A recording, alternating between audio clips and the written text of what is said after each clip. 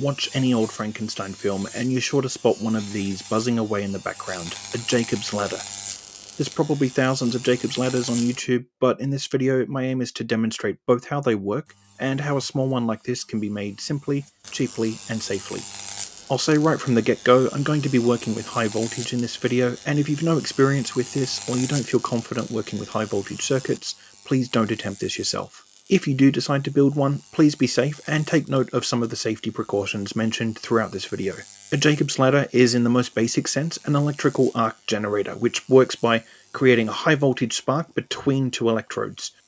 These electrodes are positioned vertically and in the shape of a long V. When voltage is applied, electricity jumps between the two electrodes, and as the arc rises, it heats the surrounding air, which causes the arc to climb upwards, constantly chasing the path of least resistance.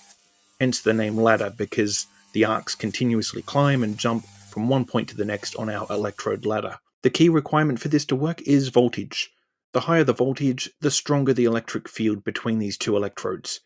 This field is what pulls the electrical arc upwards as it heats the surrounding air. The arc rises as the hot air near the wires gets ionized. The arc essentially creates plasma by causing a gas to become ionized. So our arc in this case is basically plasma, where oxygen is converted to ozone.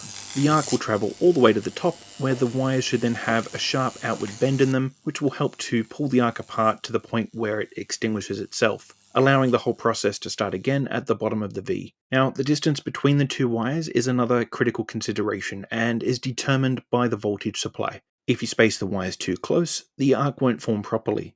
If you space them too far apart, the voltage won't be able to overcome the resistance of the air gap. This is the formula that allows you to calculate the minimum distance required between the two electrodes based on your available voltage supply, where D is the distance between the two wires in meters, V is the voltage supply in volts, and E is the dielectric strength of air, which is approximately 3 million volts per meter.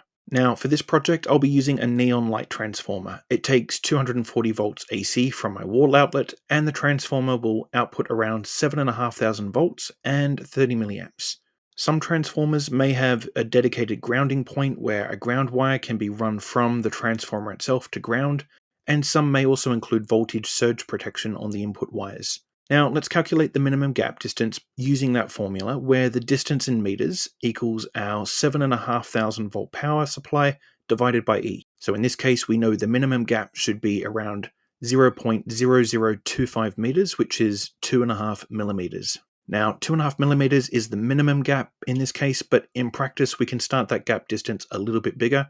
Humidity and air pressure can affect the arc distance, and we can always make slight adjustments to the gap distance as needed after it's set up. Of course, we need to switch off power before making those kinds of adjustments. These neon light transformers will get the job done and are safer than using a microwave oven transformer, which is often what people use when constructing these ladders. Microwave oven transformers are not ideal for a few reasons. Most output somewhere in the region of 2,500 volts and 500 plus milliamps. The voltage is too low to start an arc easily, which means the electrodes generally need to be shorted manually in order to initiate the arc. And the other issue is the current output is just unnecessarily high and extremely dangerous. That's not to say that neon light transformers aren't dangerous, and at no point would you want to become part of the circuit, but the chance of death is reduced when compared to the likes of a microwave transformer. To make the electrodes, I used some 12-gauge copper wire that I had lying around the workshop, and then took a bit of time to get the wire as straight as possible, which will help ensure a smoother arc once we connect it to power. I'll skip past most of this footage as it's tedious work and even more tedious to watch. Any 8 to 12 gauge copper wire would work, but another option if you don't have copper wire on hand is to use a metal clothes hanger. Just make sure you remove any paint or other coatings from the surface. Wood or some kind of non-conductive base will also be needed to act as a platform to secure the electrodes to.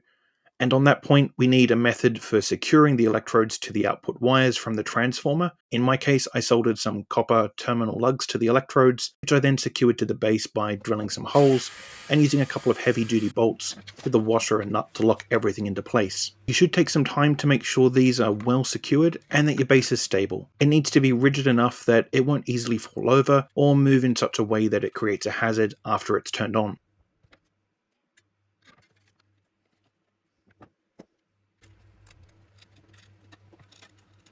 As I showed before, the final circuit is not complicated. We have the neon light transformer converting our 240 volts AC to 7,500 volts. This power is then fed directly to the two electrodes that we've carefully spaced apart and secured to the platform. We've bent the ends of those electrodes out and away from each other too, in order to help ensure the arc can extinguish itself and restart the process of climbing up the ladder. Once you decide you're ready to turn it on, be sure that you're working in a controlled, dry environment and that the base is stable and there's no risk of you or anyone else coming into contact with the electrodes. And with all that said, we can turn it on and run away, perform some tests.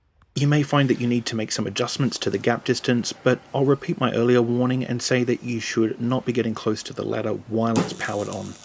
Always disconnect it from the mains power anytime you need to handle the device or make adjustments to it. I'll stop talking now and just show a bit more footage of the final Jacob's ladder in operation. That's it for this video. Keep learning and stay safe.